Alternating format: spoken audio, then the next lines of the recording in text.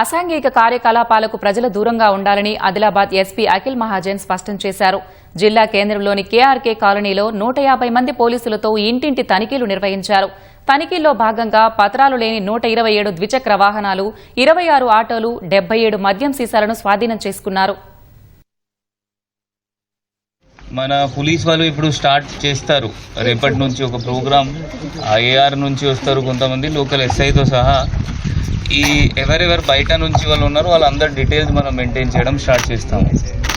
ఎవరైనా వాళ్ళకి ఇంటి ఇస్తున్నారంటే వాళ్ళకి వెరిఫికేషన్ కూడా ఉంటుంది. లేకపోతే ఏమైనా దొంగతనం జరిగినాయి వాళ్ళ ఇంట్లో వాళ్ళు ఉంటున్నారంటే వాళ్ళ వెరిఫికేషన్ చేయలేదంటే ఇంటి వాళ్ళ పైన కూడా కేసు చేస్తాం. అందువల్ల ఫస్ట్ మనం మొదలు స్టార్ట్ చేస్తాము. రేపటి నుంచి ఎంత 10,000 ఓటర్గా 7,000 ఓటర్స్ అంటే మేబీ రఫ్లీ 10,000 12,000 పాపులేషన్ ఉండొచ్చు. మేబీ 5,000 దగ్గర ఓట్ కార్డ్ ఉండొచ్చు. సో అది రేపటి నుంచి ఒక వారంలో అది ఫినిష్ చేస్తాము. సో దానిలో కౌన్సిలర్స్ ఇద్దరు హెల్ప్ చేయాలి.